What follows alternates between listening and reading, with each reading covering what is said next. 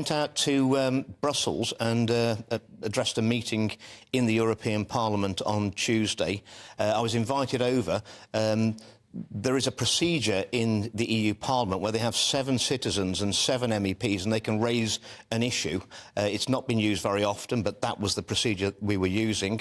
And I got to give a speech and, you know, it was never on my bucket list, but I did get a standing ovation in the EU Parliament. But having led Leave for the East Midlands on a successful campaign, it wasn't what I was expecting. But, Neil, we're living in strange times. It's very interesting, given that I have watched, as I'm sure Julie has, watched you address basically an empty chamber in the Mother of Parliaments in Westminster.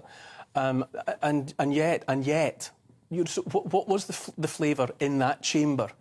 As you were all, you, not just you, but all of you... There was a large number of individuals in there and politicians from across Europe who appreciate that the WHO are putting in for a massive power grab of our sovereignty with their post-pandemic treaty and also the changes to the international health regulations, which we still aren't debating in our Parliament, and I'm very suspicious that we're not even going to get a vote on because it's an amending an existing treaty, and they're both equally toxic for our sovereignty. Julie, do you feel that when it comes to, well, what's called the mainstream media, that there's enough coverage of this? You know, that the WHO amended treaty, as Andrew has said, proposes it's a power grab.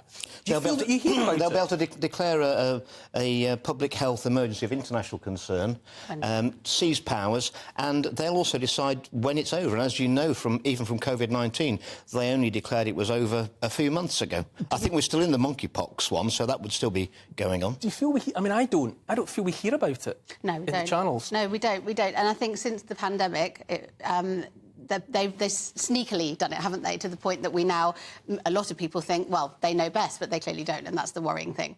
Well, they won't even have a review into the decisions and the guidance they gave in the last pandemic, so they think that was all perfect. Lockdowns, mandatory vaccines, mRNA technology. They can do no wrong. I think most of the public will disagree that it was fairly badly handled.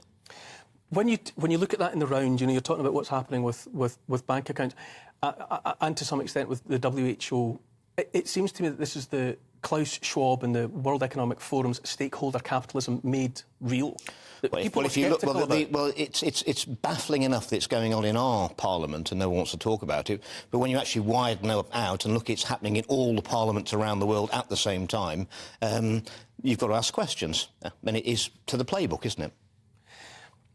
Julie, how do you think that we as regular punters should be responding to all of this? I think we should be talking about it more, but as you say, as we spoke about before, it's very difficult when we're being distracted with so many other news stories, which are there clearly to deflect this. I also think that when you do query something like that post-pandemic, you're thrown in with so many other labels, such as, oh, you're an anti-vaxxer, oh, you're anti-trans, or whatever other sort of things are being bandied about at the moment. As we say, that's a distraction. It's almost as if you dare question it, you are then thrown to the wolves as whatever label you're then given, and that's why we can't have a debate about it.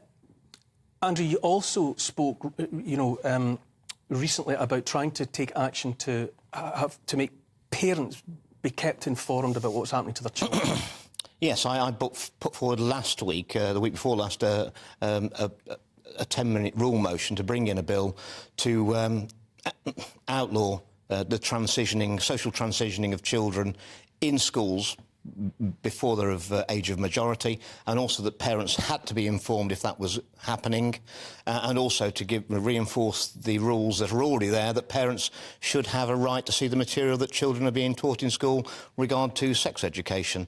And unfortunately, the Conservative Party decided to tell their MPs not to vote for it. In fact, I think 11 of them voted against it, with some Labour MPs, and that bill went down. And I had a policeman in Parliament came up to me privately this week and was shaking with tears and said, what's gone wrong with this country? We don't even protect our children anymore.